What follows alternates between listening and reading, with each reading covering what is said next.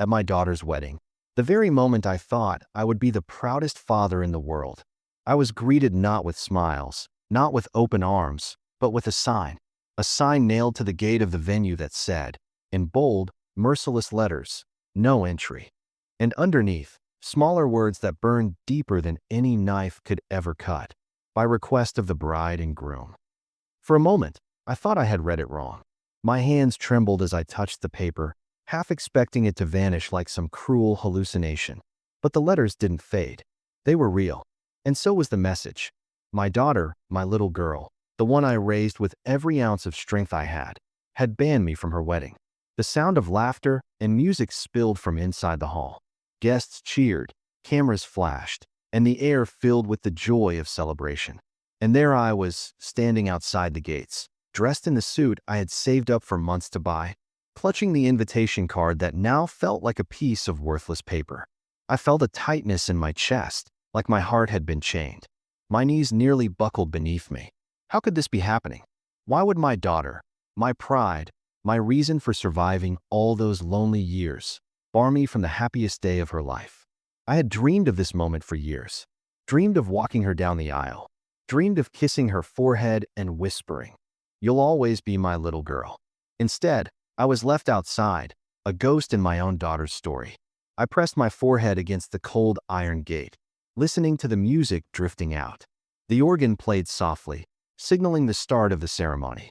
The crowd inside rose in unison. I imagined her there, in the white gown I thought I'd never be able to afford, the gown I helped pay for without hesitation. I pictured her arm locked with someone else's, her future husband, a man I had never trusted. The humiliation cut through me sharper than any blade. Guests passing by looked at me with raised eyebrows, some whispering, others shaking their heads. They didn't need to say anything. Their eyes told the story. The father isn't welcome. He must have done something terrible. But they didn't know the truth. They didn't know the years of sacrifice. They didn't know the nights I worked double shifts to keep food on the table. They didn't know the tears I swallowed, the dreams I buried, all for the girl who now denied me entry into her new life. I clutched the lapel of my suit, forcing myself to breathe. I wanted to storm inside, to demand an explanation, to remind her that without me, there would be no wedding. But my feet stayed rooted. Something deep inside told me that if I forced my way in, I would only lose her forever. So I stood there, like a statue, while the rest of the world celebrated without me. The muffled sound of vows floated into the air. "I do." Two words that echoed like a verdict. My vision blurred as my eyes filled with tears. I remembered her as a child, running to me after scraping her knee, clutching her tiny hands in mine as I promised I'd never let anyone hurt her. Now she had chosen to hurt me herself. And yet, as broken as I felt in that moment, another thought haunted me even more. What had I done to deserve this? Had I been too strict? Too protective? Too controlling? Or had someone else planted this cruel idea in her heart? The sign fluttered in the breeze, taunting me with its simplicity. No entry. It wasn't just a wedding ban. It felt like a ban from her life, from her future, from everything I had built with her over the years. And that was when I realized this story wasn't about a single wedding day. No, this was the result of years of choices, arguments, misunderstandings, and love that had somehow twisted into resentment. Before I tell you what led to that devastating moment, I want to ask you something. Have you ever felt betrayed by someone you gave everything to? If you have, then you'll understand my story. And if you haven't, I hope you never will. But let me take you back to the beginning. Because to understand why my daughter shut me out on the happiest day of her life, you need to understand the life we shared before the wedding, the sacrifices, the love, and yes, the mistakes too. So sit with me as I unfold the story of a father and a daughter whose bond seemed unbreakable until one sign at a wedding gate shattered it all. To understand the sting of that no entry sign, you need to know what came before it. You need to know the story of a man who gave everything, every ounce of strength, every drop of sweat, every hidden tear, for the girl who one day would become a bride. My daughter wasn't just my child. She was my reason for breathing. I still remember the night she was born. The hospital lights were harsh, and my hands shook as I held her for the first time. She was so tiny, her fingers curling around mine like she was holding on to me for dear life. And in that moment, I made a silent promise. I will never let go of you. No matter what life throws at us, I will always be there. Life tested that promise sooner than I ever expected. Her mother left when she was barely 3 years old. One day she was there, and the next she was gone. Suitcase packed, goodbye note left on the counter. I still remember the sound of the door slamming, the echo filling the house like a cruel reminder of the emptiness that had just begun. I had no time to grieve for my broken marriage.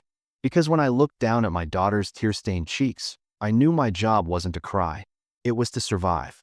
I had to be her mother and her father, her protector and her provider. Raising her alone wasn't easy. I worked double shifts at the factory, sometimes 14 hours a day, coming home with my hands blistered, my back aching. But no matter how tired I was, I never let her see me break. I'd sneak into her room while she slept, brush the hair from her forehead, and whisper, "Daddy's here. Daddy's always here." I learned how to braid her hair, even though my fingers fumbled clumsily at first. I learned how to pack her school lunches just the way she liked, cutting her sandwiches into tiny triangles because she said they tasted better that way. I even sat cross-legged on the living room floor playing tea party with her stuffed animals, sipping imaginary tea from a plastic cup, which made her laugh. She grew up believing I could do anything. Fix her toys, scare away the monsters under the bed, heal every scraped knee with nothing more than a kiss and a Band-Aid. And maybe for a while, I believed it too. Every birthday was a battlefield with my wallet, but I never let her notice. If she wanted a doll, I'd find a way to buy it, even if it meant skipping my own meals for a week. If she wanted a dress, I'd work overtime until I could afford it. And when she tried to join ballet class at age 8, I swallowed my pride and took a loan to see her smile in that tutu. When she was 10, she stood on stage during the school talent show, nervously clutching a microphone.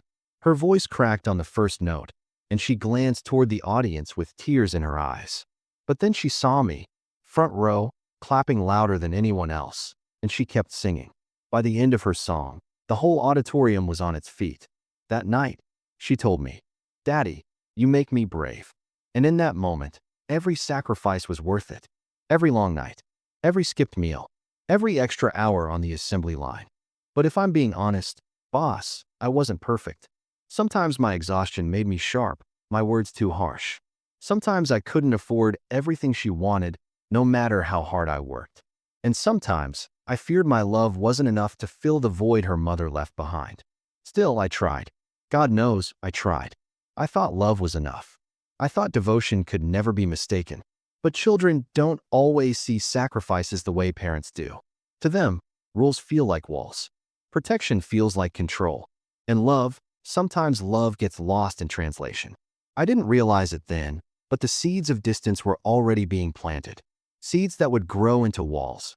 Walls that one day would block me from walking into her wedding. If only I could go back and hold her just a little tighter. If only I could have explained better why I said no to some things, why I worked so hard, why I couldn't give her every luxury. Maybe then she would have understood. But life doesn't hand out rewinds. It only gives us moments, and if we miss them, they become memories. Memories that ache when you stand outside your daughter's wedding, staring at a sign that tells you you don't belong. And so, when people ask me how I ended up outside that wedding hall, I tell them this. It wasn't one moment. It was a lifetime of love, of sacrifice, of mistakes, and of hope. But the turning point didn't come from me alone.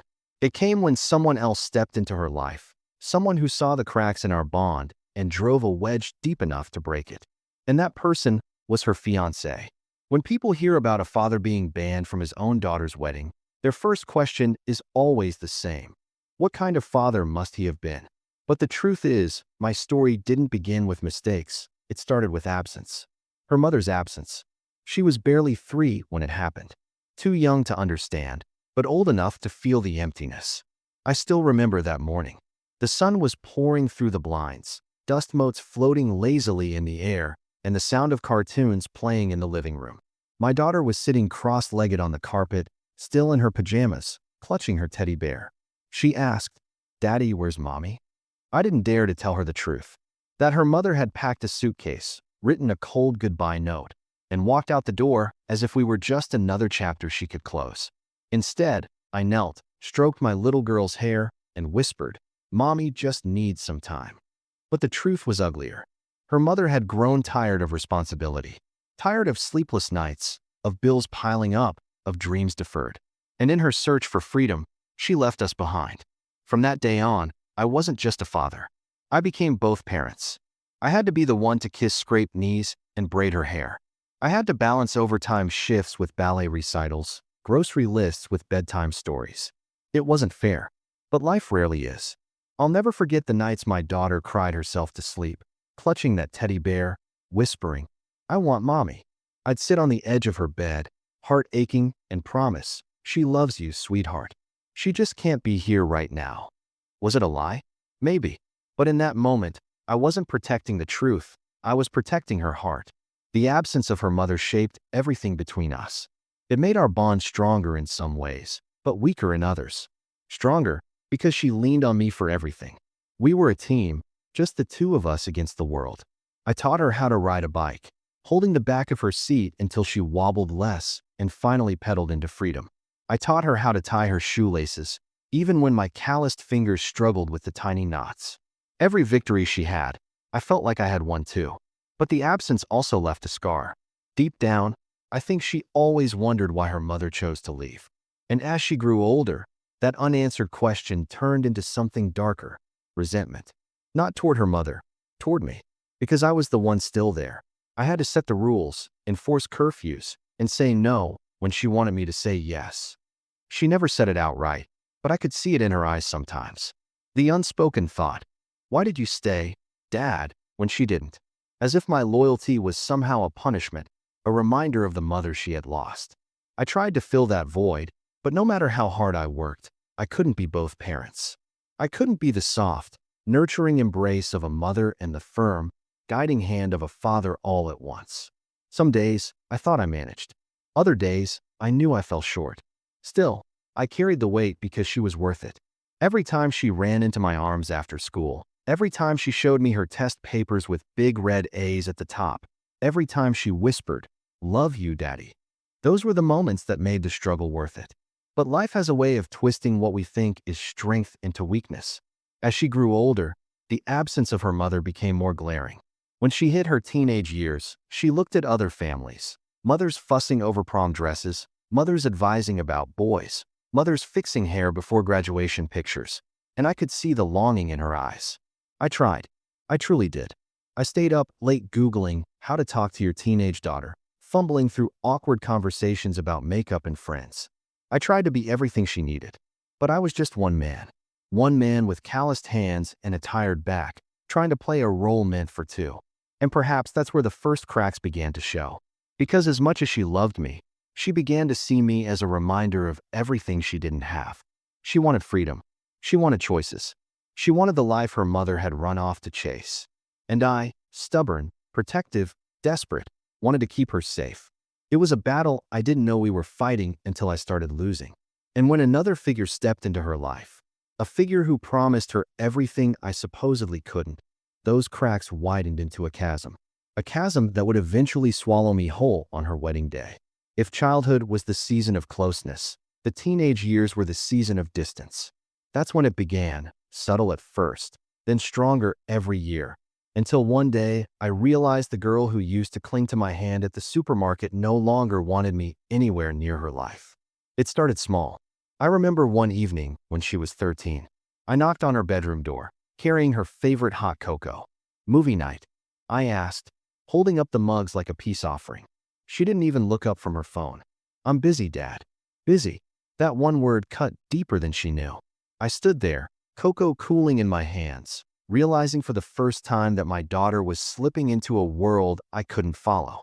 The drift wasn't sudden, it was a slow unraveling. She began rolling her eyes at my jokes. She stopped asking me to braid her hair before school. She started shutting her bedroom door more often, her laughter shared with friends over the phone instead of with me. And though I told myself it was just a phase, a part of growing up, the ache in my chest told me it was something more. Rules became battlegrounds. I told her no when she wanted to stay out past 10. She called me overprotective. I asked her to focus on her studies, and she snapped that I didn't understand her. Every no I gave, no matter how reasonable, felt to her like another wall I was building around her life. And the more walls I built, the more determined she was to break them down. I'll never forget the night she came home 2 hours past curfew. I was waiting in the living room, the clock on the wall ticking louder with every minute. When she finally walked through the door, I asked where she had been. She glared at me and said, "You're not my warden. Stop controlling me." Those words stung because they weren't just teenage rebellion. They were a glimpse of the wedge that was growing between us. But boss, here's the thing about fatherhood. Love doesn't know how to switch off. Even when she shouted, even when she slammed doors, even when she rolled her eyes like I was the biggest embarrassment in her world, I still loved her with everything I had. And maybe that was my weakness. Her friends became her universe. I was the outsider, the background noise. At family dinners, she'd pick at her food, texting under the table, barely speaking to me. When I asked about her day, she'd shrug. When I tried to give advice, she'd sigh. The bond that had once been unbreakable now felt fragile, like glass about to shatter. And yet, deep down, I told myself this was normal. Every parent goes through this, right? Kids grow up, they pull away, they come back. That's what I believed. That's what kept me hopeful. But the truth is, some distances don't close on their own. Some need bridges. And I was too tired, too stubborn, too proud to build those bridges properly. Instead, I clung to discipline. I thought that if I held the line, she would eventually thank me for it. I felt that if I protected her from every danger, she would understand my love. But teenagers don't see protection as love. They see it as control. And in her eyes, I became the enemy. The first time I saw her cry over a boy, I wanted to punch walls. I tried to protect her from the pain I knew too well. But when I tried to talk, she pushed me away. "You wouldn't understand," she said. And maybe she was right. Perhaps I didn't understand the world she was growing up in. The social media, the pressure, the hunger for independence. But what I did understand was this. Every inch she pulled away made me cling harder. Every moment of silence made me raise my voice louder. And the more I tried to pull her close, the further she drifted. By the time she turned 17, our house felt like a battlefield. Conversations ended in shouting matches. Car rides were silent, both of us staring out opposite windows. Even holidays felt forced, like actors playing the role of happy family. I still paid for her clothes. I still drove her to school when it rained. I still left extra cash on the kitchen counter for lunch. But instead of gratitude, I was met with indifference. Sometimes, I wondered if she even noticed. It was in this fragile space of distance that someone else would soon step in. Someone who saw her need for freedom. Someone who whispered the words she wanted to hear. "You deserve better than rules. You deserve to live your own life." And that someone was the man who would become her fiancé. Looking back, I realized that the drift wasn't just between a father and a daughter. It was the opening act of a bigger tragedy. A crack in the foundation that someone else exploited until the whole structure collapsed. And it all began here, in the silence of those teenage years, where love was present, but unspoken, where sacrifice was constant, but invisible, where a father's protection was mistaken for a prison. That was the beginning of the end. The drift between us was already painful, but when he walked into her life, that crack became a canyon. I still remember the first time I saw him.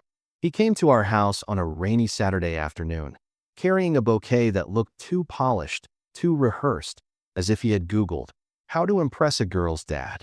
He shook my hand with a firm grip, but it was wrong. Not the kind of handshake that says, "I respect you."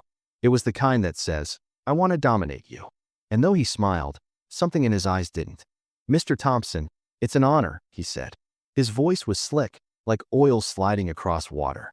My daughter stood beside him, her eyes glowing with the kind of excitement I hadn't seen in years. She looked at him the way she used to look at me when she was little, like he was the hero who could fix everything. I wanted to like him.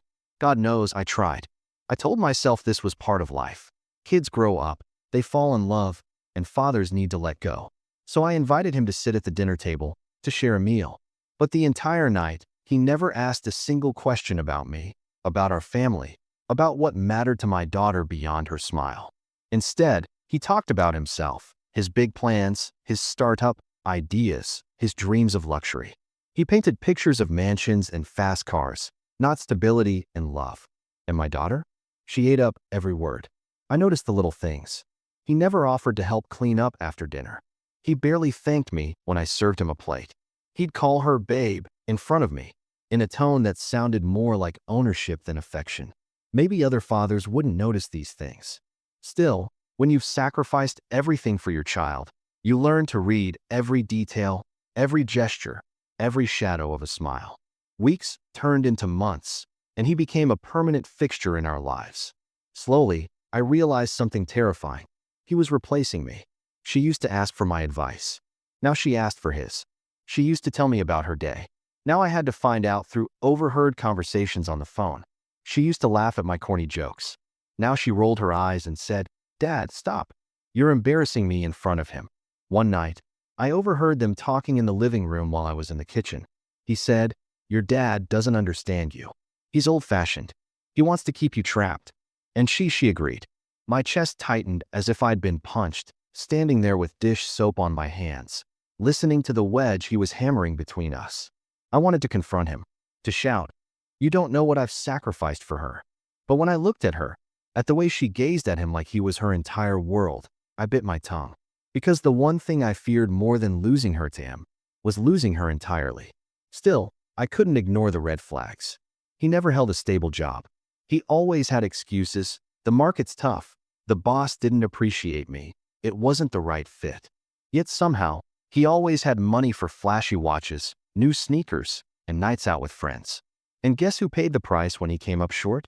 My daughter. She picked up the bills, skipped classes to work more shifts, and drained her savings for their future. I tried to warn her. One night, I sat her down at the kitchen table and said, "Sweetheart, sweetheart, love is more than fancy promises. It's about trust, sacrifice, stability." Her response cut like glass. "Dad, you just don't want me to be happy." No matter what I said, she twisted it into control. He had poisoned her heart against me. Where I saw manipulation, she saw romance. Where I saw irresponsibility, she saw ambition. And little by little, my voice stopped mattering. The day she told me they were engaged, she didn't even look me in the eyes. She showed me the ring. Cheap, but to her, it sparkled like the crown jewels, and said, "I hope you'll be happy for me." Happy. Happy that she was marrying a man who reeked of deceit. Pleased that the little girl I raised was now placing her entire future in the hands of someone who couldn't even hold a steady paycheck. I forced a smile. "If he makes you happy," I choked on the words, "then I'll try." But deep down I knew. I knew this wasn't the fairy tale she thought it was. I knew that one day, her tears would return, and I'd be the one left to pick up the pieces. The tragedy was that she didn't want me to protect her anymore. She wanted me to step aside. And when the wedding came, she made sure of it, with a sign on the gate that said everything she couldn't bring herself to say. No entry. But before that day, the tension between us only grew. And the closer the wedding came, the more I realized just how far I had already lost her. If the fiancé's arrival was the crack in the wall, the months that followed were the wrecking ball. My home, once filled with laughter, even if strained in her teenage years, became a battlefield where every conversation felt like a test I was destined to fail. At first, the tension lived in whispers. I'd overhear her on the phone, her voice sharp when she spoke about me. "He's just old-fashioned," she'd say. Or worse, "He doesn't want me to be happy." Words not meant for me, but each one landed like a knife. Soon, it wasn't just whispers. It was arguments, loud, raw, impossible to ignore. I'd ask simple questions. "Where are you going?" Or "What time will you be home?" And her responses turned into accusations. "Why do you have to control everything? Why can't you just let me live my life?" It wasn't her words that broke me. It was the conviction behind them. She believed it. She truly believed that my love was a prison. And behind her, always lurking like a shadow, was he, the fiancé, smirking when I laid down rules, rolling his eyes when I spoke about responsibility. He didn't even need to say much. His presence alone turned me into the villain. Because in her eyes, I was the obstacle standing between her and freedom. One night, we sat down for dinner, just the three of us. The silence was thick, heavy enough to choke on. I tried to make conversation, asking about her classes and her work. She gave one-word answers, eyes glued to her plate. Then he spoke up, casually, almost mockingly. "You know, Mr. Thompson, maybe if you loosened up a little, she'd actually enjoy being home." I froze. My fork hovered in midair. My daughter laughed, not a joyful laugh, but one filled with defiance. "He's right, Dad. You smother me. You don't even realize it. That night, I didn't eat. I excused myself from the table, retreating to my room where Martha's photograph, the one I kept on my nightstand, seemed to watch me with quiet sorrow. I whispered to the frame, "Am I really smothering her? Or am I just trying to save her from a man who will break her?" The arguments grew uglier as the wedding drew closer. Money became a weapon.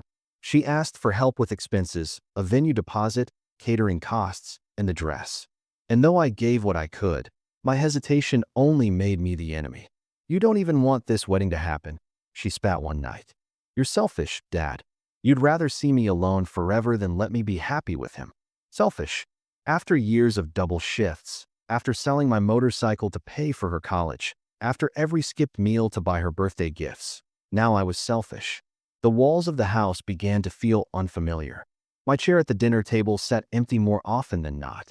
She stopped coming home some nights, staying at his apartment instead.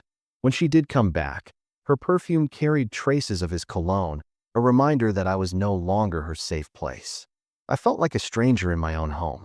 I felt like I was trespassing in a life I had built brick by brick with my own hands. The final straw came 2 weeks before the wedding. She stormed into the kitchen, waving an invitation in her hand. "Dad, I don't want you embarrassing me. Don't cause a scene at the wedding. If you can't support me, maybe it's better if you don't come at all." Her words hung in the air like smoke after a fire. I stared at her, my mouth dry, my voice trapped somewhere deep in my chest. "Don't come at all." Was this the same girl who once begged me to hold her hand on the first day of school? The same girl who used to say, "Daddy, promise you'll be there for everything?" The fiancé stood in the doorway, leaning against the frame with a satisfied smirk. He didn't have to say it, but his eyes screamed it. I've won. That night, I sat alone in the living room long after they had left. The house creaked, the clock ticked, and every sound reminded me of absence. My daughter's absence. My family's absence. My own absence from the story of her life. I knew then that the wedding wasn't going to be a celebration for me. It was going to be a funeral. The bond one thought was unbreakable. And yet, no matter how much it hurt, a part of me still hoped. Hoped that when the day came, she'd look at me in her white dress and remember the man who raised her. Wished that I would walk her down the aisle after all. But instead, when that day arrived, I walked up to the venue and was met not with hope, but with a sign. A sign that read, "No entry." Weddings are supposed to be about joy, about families coming together, about promises of forever, about fathers proudly walking their daughters down the aisle. For me, though, the weeks leading up to my daughter's wedding were not filled with joy. They were filled with tension so thick it hung in the air like storm clouds before lightning. Despite everything, the arguments, the harsh words, the feeling that I had already lost her, I still helped. I couldn't stop myself. She was my daughter. She may have accused me of being selfish, of trying to ruin her happiness, but if she asked me for something, I gave it to her. The venue deposit? I wrote the check. The flowers she wanted? I made the call and put down my credit card. Even the wedding dress, the gown she had dreamed of since childhood, I contributed to. I told myself, maybe if I give, she'll remember all the times I sacrificed for her. Maybe she'll see that no matter what, I love her. But each time I handed her money, each time I offered help, her fiancé's smirk grew wider. I could see it in his eyes. To him, I wasn't being generous. I was being used. And worse, I was being made into the villain while still footing the bill. The planning meetings were like walking through minefields. I'd offer a suggestion, something as simple as, maybe the guest list should stay small to save costs. And immediately, she'd snap back. "Dad, this is our day, not yours." He'd nod approvingly, like the puppeteer pulling her strings. One evening, I caught them whispering in the living room, their heads bent close together over the seating chart. I walked in, offering to help, but the room went silent. She closed the binder quickly, as if I'd caught them hiding a secret. "What's going on?" I asked. "Nothing," she said too quickly. Her fiancé added with a grin. "Just making sure everything's perfect, Mr. Thompson." But I knew something was being planned, something I wasn't meant to know. Still, I swallowed the suspicion. I told myself not to ruin things. I wanted to believe that when the big day came, everything would fall into place. That despite the tension, despite the fiancé's manipulations, my daughter would remember who held her when she was sick, who stood in the audience at every school play, who worked himself to the bone to keep a roof over her head. I had hoped I would walk her down the aisle. That was my dream. The one thing I clung to as proof that I still mattered to her. In the weeks leading up to the wedding, I practiced the moment in my mind. I imagined her hand slipping into mine, trembling with nerves, as I whispered, "You're beautiful. Don't be afraid." I imagined walking her through rows of smiling guests, my heart swelling with pride as I gave her away. But as the preparations continued, the signs became impossible to ignore. She stopped asking for my opinion altogether. She started avoiding conversations with me, speaking only through short text messages. When I asked about the rehearsal dinner, she said, "Don't worry about it, Dad." When I asked about the father-daughter dance, she muttered something about not having time to plan it. It was as though she was slowly erasing me from the picture. The night before the wedding, I stood in her room while she was out. Her dress hung on the closet door, shimmering in the faint light. I ran my fingers across the delicate fabric, tears burning behind my eyes. I remembered the little girl who once wore a plastic tiara and declared, "One day you'll walk me down the aisle, Daddy." And now, on the eve of that moment, I felt it slipping through my hands like sand. I didn't know then just how right I was. The morning of the wedding came with sunshine and music. Guests bustled in, photographers snapped pictures, and the air buzzed with excitement. I put on my suit, the one I had carefully chosen for this day, and drove to the venue, rehearsing what I would say when I saw her in her gown. But when I arrived, reality struck like a hammer. At the gate, instead of being welcomed as the father of the bride, I was stopped. There, taped to the iron bars, fluttered a sheet of paper with words that will haunt me forever. "No entry. By request of the bride and groom." My heart stopped. This wasn't an accident. This wasn't a misunderstanding. This was planned. The whispers, the closed binders, the secretive looks, all of it led to this. And as I stood there, the music started inside, and I realized the truth. My daughter and her fiancé hadn't just excluded me from wedding preparations. They had erased me from her day, from her story, from the very role I had built my life around. I wasn't the father of the bride anymore. I was the outsider. The words on the sign hit me harder than any fist could. No entry. Simple, cruel, final. And just below, in neat black ink, the words that stripped me of every role I had ever known. By request of the bride and groom. For a moment, I couldn't move. The world around me carried on. The guests chatting as they entered the hall, the laughter spilling out through the open doors, the clink of champagne glasses. Life went on, but I stood frozen, nailed to the spot by those two words that meant my daughter, my only child, had shut me out of the most important day of her life. I stared down at the invitation in my hand, the one with my name written neatly in the corner. It mocked me now, a piece of paper that promised inclusion but delivered rejection. I clutched it so tightly my knuckles turned white, as if I could squeeze the betrayal out of it. "Isn't that her father?" I heard a whisper from behind me. Two guests, dressed in their finest, slowed their steps. "Why is he standing outside?" one asked. The other lowered her voice, but not enough. "Maybe there's a reason. Maybe he did something." Their words stung worse than the sign. I wanted to shout, "No, I did nothing but love her. I did nothing but give my life for her." But instead, I stood silent, letting the shame wrap around me like a cloak. I could hear the music inside now, the soft notes of the piano, the guests taking their seats. The ceremony was beginning. My chest tightened as I imagined her walking down the aisle, without me. She had always promised I'd be the one at her side. From the time she was little, she said, "Daddy, when I get married, you'll walk me down the aisle, right?"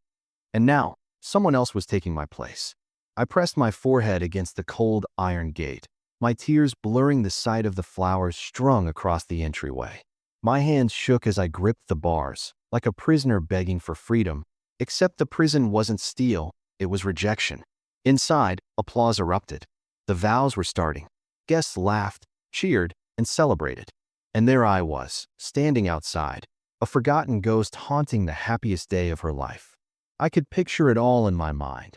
Her white gown shimmering under the lights, her smile radiant, her eyes filled with love, not for me, but for him. And I, the father who raised her, who sacrificed everything for her, wasn't even worthy of standing in the same room. The humiliation was unbearable. A few guests glanced back at me as they walked in, pity in their eyes, but not one of them stopped. Not one said, "This isn't right." They just walked past me, as if I didn't exist. I sank onto the bench near the gate, my suit jacket pulling tight across my chest. I buried my face in my hands, muffling the sob that escaped my throat. For the first time in years, I felt weak, broken, powerless. All the memories came flooding back at once. Her first steps, wobbling toward me as I crouched with open arms. Her first day of school, clutching my hand, terrified, until I told her it would be okay. Her teenage tears, when a boy broke her heart, and I promised no one would ever hurt her again. And now, she had hurt me in a way no one else could. The ceremony continued inside, the words of love and commitment drifting faintly into the night. For better or worse, for richer or poorer, in sickness and in health. They were promising forever, while I sat outside with nothing but memories and questions. What had I done to deserve this? Had I been too strict? Too protective? Too stubborn to see what she wanted? Or had he, her fiancé, poisoned her so deeply against me that she believed I didn't belong? I pulled out my phone, stared at her contact name. My finger hovered over the call button. For a moment, I thought about dialing, about begging her to let me in, to remember who I was to her. But then I imagined her ignoring it. Or worse, answering and saying, "Dad, please stop. You're embarrassing me." So I put the phone back in my pocket and sat in silence. When the cheers came, when I heard the words, "I now pronounce you husband and wife," my body went numb. Applause, laughter, music, it all felt like knives carving into my heart. Guests began to spill out of the hall, smiling, hugging, congratulating each other. A few avoided my gaze as they passed by, while others looked at me with that same pity. One man muttered under his breath, "Sad, but maybe he deserved it." Deserved it? No. What I deserved was to be inside, standing beside my daughter, fulfilling the promise I had held on to since the day she was born. But instead, I sat there in the shadows, banished by a piece of paper taped to a gate. And as the newlyweds walked out, hand in hand, surrounded by cheers, my daughter's eyes brushed over me for the briefest moment. She didn't stop. She didn't smile. She didn't even acknowledge me. She just turned away, leaning into him as if I was nothing more than a stranger. That was the moment my heart broke, not in a loud, dramatic way, but quietly, silently, the way only a father's heart can.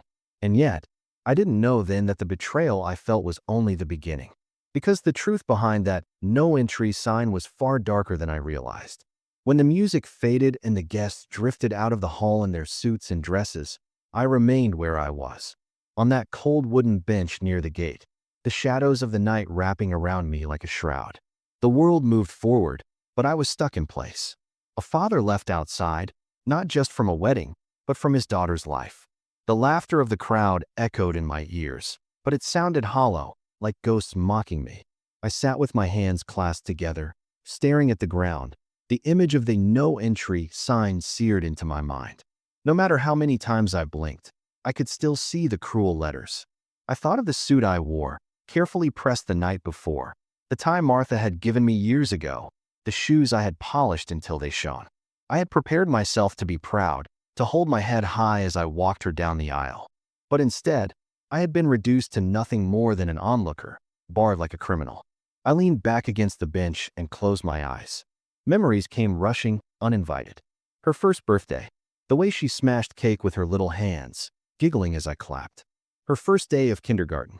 She held my hands so tightly, her tiny fingers squeezing mine, afraid to let go. Her high school graduation. The tears in her eyes as she hugged me, whispering, "We did it, Dad." Moments of pride. Moments of love. Moments that define me not just as a father, but as a man. And now, all of them felt meaningless. Because at the end of it all, I was the father who wasn't good enough to be invited in. I wiped at my eyes with the back of my hand, but the tears kept coming. I told myself to be strong, to keep my head up, but grief has a way of breaking even the strongest men. And that night, I broke. I sat outside while they celebrated inside. I sat outside while she danced with her new husband, while toasts were raised, while cake was cut, while promises of forever were made. Every cheer that floated through the air was another reminder that I had been replaced, that I was no longer the man she leaned on, no longer the one she looked up to, no longer the father she once adored. And still, I couldn't leave. Any rational man would have walked away, but I stayed. I stayed because some part of me couldn't let go. Some part of me hoped she would come outside, that she would run into my arms and say, "I'm sorry, Dad. I didn't mean it." But she didn't. The only time I saw her was when the ceremony ended and the crowd poured out. She brushed past me, her arm looped in his, her smile wide for the cameras. And when her eyes flickered toward me, only for the briefest second, it was like she didn't even recognize me. I sat there long after the last guest left. The venue lights dimmed, the laughter faded, the music died. And still, I stayed, staring at the empty gate, wondering how everything had come to this. Had I failed her? Was I too strict, too protective? Or had I been too blind to see the truth, that she had been slipping away for years, and I had done nothing but watch? The silence was deafening, the kind of silence that presses against your chest and makes it hard to breathe. I looked up at the stars, searching for answers in the sky, whispering to Martha's memory. Did I do enough? Did I raise her right? Or did I push her into his arms by trying to keep her safe? No answer came, just the sound of the night wind rustling through the trees, carrying with it the faint echo of laughter that was no longer mine to share. When I finally stood, my legs felt heavy, as if the weight of my entire life was pressing down on me. I strolled back to my truck, each step echoing like a funeral march. I didn't drive home right away. I sat behind the wheel, staring at the venue one last time. Inside, the cleanup crew moved chairs and folded tables, preparing for the next celebration.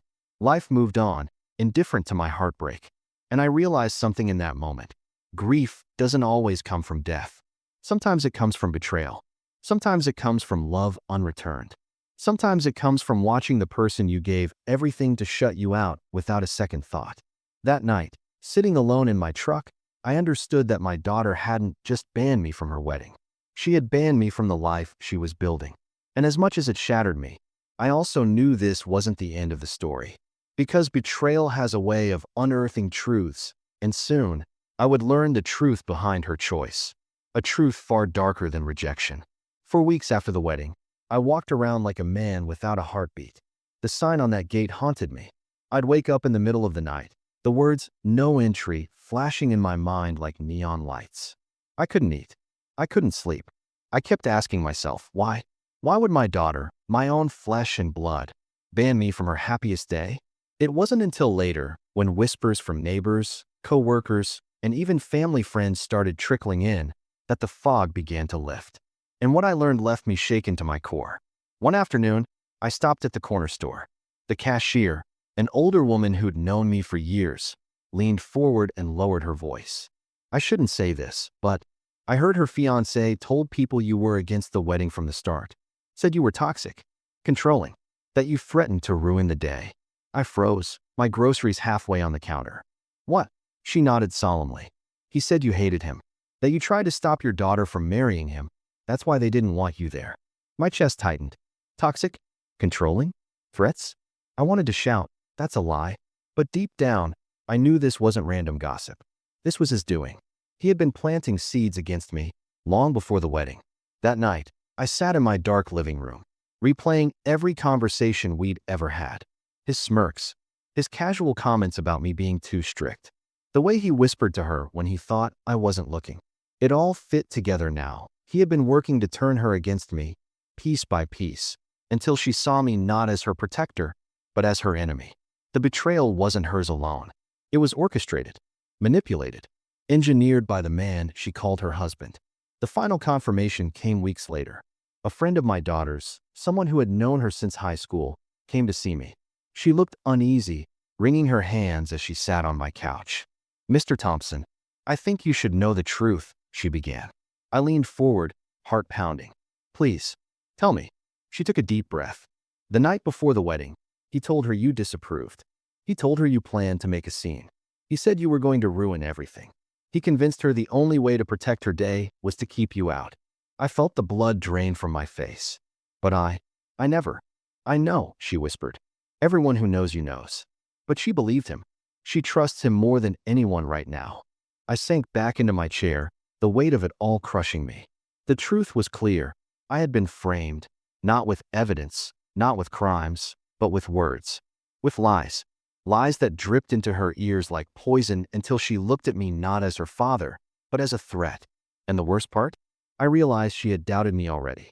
She had already been pulling away for years, questioning me, misunderstanding my love. He hadn't built that wall. He'd only taken the cracks that already existed and forced them wide open. I remembered the last time I tried to warn her about him. We had argued in the kitchen. I had said, "Sweetheart, sweetheart, please, something about him isn't right. He doesn't respect you. He doesn't work. He doesn't." She had cut me off, her voice sharp. "Dad, you just don't want me to be happy." And now, sitting alone, I realized that was the exact narrative he had fed her. He had turned my love into suspicion, my concern into control, my sacrifices into selfishness. The betrayal burned deeper than before, not just because she had banned me, but because she had believed him over me. I thought back to Martha. Her absence had left me fighting this battle alone. If she had been here, maybe she could have balanced it. Perhaps she could have been the softer voice, the one my daughter needed to hear. But she wasn't. It was just me, and I had lost. The truth didn't give me comfort. It didn't erase the sign from the gate. It didn't give me back the moment I had dreamed of, walking her down the aisle. All it gave me was clarity. I wanted clarity that my daughter wasn't my enemy. She wasn't cruel. She wasn't heartless. She was blinded and manipulated and caught in the web of a man who knew precisely how to twist her heart. And deep down, a part of me still hoped that one day, the web would unravel and she would see him for who he truly was. But hope is fragile. And as I sat in that dark living room, the truth weighing heavily on me, I couldn't help but ask myself, would she realize before it was too late?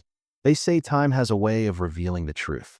Lies may glitter for a while, but eventually, the shine wears off. For my daughter, that shine began to dim sooner than I expected. It started with the phone calls. At first, she didn't call at all. Weeks passed after the wedding, and the silence between us was deafening. I wanted to reach out, but pride held me back. I told myself, if she wants me in her life, she'll call. Then one evening, months later, my phone buzzed. Her name lit up the screen. My hands trembled as I answered. "Dad." Her voice cracked. Just one word, but it carried a weight I hadn't heard in years. A mixture of exhaustion, regret, and something else, fear. "I'm here," I whispered, my throat tight. "Always." She didn't say much that night. Just that things weren't perfect.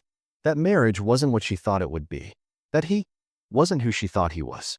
I wanted to tell her. I knew this would happen. I wanted to shout, "I warned you." But instead, I bit my tongue. Because this wasn't about being right. This was about being there. Over the next few months, cracks appeared in the fairy tale she had built. Little things at first. She'd show up at my house unexpectedly, her makeup smudged, her eyes puffy from crying. She'd sit at the kitchen table, twisting her wedding ring, staring at her untouched cup of tea. When I asked, she'd shake her head. "It's nothing, Dad. Just stress." But the way her hands trembled told me otherwise. One night, she finally broke. She came to me, her body shaking, tears streaming down her face. "Dad," she sobbed, "he's not who I thought he was. He lies. He takes my money. Her voice faltered. "He doesn't care about me the way you said a man should." Hearing those words was like a knife to my chest, but not because of the pain. Because after all the years of fighting, after all the walls between us, she was finally seeing the truth. I pulled her into my arms, and for the first time in years, she let me hold her the way I used to when she was a child. She wept against my shoulder, whispering apologies. "I'm so sorry, Dad. I should have listened. I thought you didn't want me to be happy, but you were trying to protect me." I stroked her hair, my own tears falling silently. "Sweetheart," I said softly, "I never stopped wanting your happiness. I didn't want you to confuse love with lies." That night, I realized something powerful. Love doesn't keep score. It doesn't matter how many times she pushed me away, how many words she threw like daggers. The moment she needed me, I was there because that's what fathers do. But the turning point wasn't just in her marriage. It was in her heart. Slowly, she began to rebuild the bridge between us. She'd call more often, not just in tears, but to share little things. "Dad, I cooked that casserole you used to make." "Dad, remember when we went fishing?" I was thinking about that today. Each call was a brick in the bridge that had once collapsed between us. And though the road was long, I could feel us finding our way back to each other. Still, her marriage unraveled faster than she expected. The man who had promised her the world couldn't even give her loyalty. His lies caught up with him, late-night messages from other women, debts piling high, excuses that grew thinner by the day. And when she finally confronted him, he turned the same weapon on her that he once used on me: manipulation. "You're imagining things," he told her. "You're crazy. You're just like your father, always controlling, always suspicious." But this time, she didn't believe him. This time, the seed of doubt didn't take root. Because she had begun to see the truth, and the truth doesn't need to shout. It simply stands. The day she showed up at my door with a packed bag, her eyes swollen from crying, I didn't ask questions. I just opened the door and let her in. "Dad," she whispered, her voice broken but steady, "I need you." And in that moment, all the years of distance, all the fights, all the betrayal, it melted away. She was my little girl again, and I was her father. The turning point wasn't about her leaving him. It wasn't even about her admitting I had been right. It was about her remembering who had been there all along. Me. The night my daughter returned, suitcase in hand, tears streaking her cheeks, something shifted inside me. I had waited for this moment. Not to be proven right, not to gloat over her mistakes, but for the chance to hold her again. To remind her that no matter how far she drifted, no matter how deeply she was deceived, she would always have a home in me. I carried her bag into the house and set it by the door. She collapsed onto the couch, curling into herself like the little girl I used to tuck in at night. For a long time, neither of us spoke. The only sound was her quiet sobbing and the steady ticking of the clock on the wall. Finally, she whispered, "Dad, I'm sorry." 2 words. 2 simple words that carried years of distance, anger, and regret. I sat beside her, placing a hand gently on her shoulder. "You don't need to apologize, sweetheart," I said softly. "You were trying to find your own path. I wish you hadn't had to get hurt along the way." She turned to me then, her eyes red and swollen, but filled with something I hadn't seen in a long time: recognition. She looked at me not as the enemy, not as the obstacle, but as her father, the man who had been there all along. "I thought he loved me," she admitted, "but he only loved what I could give him. My money, my loyalty, my trust. He twisted everything. He made me think you were against me, that you didn't want me to be happy." And I believed him. Her voice cracked.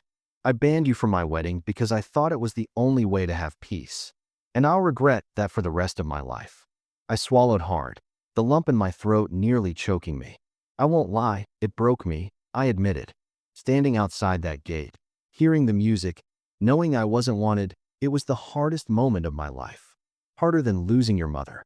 Harder than any sacrifice I ever made. She buried her face in her hands.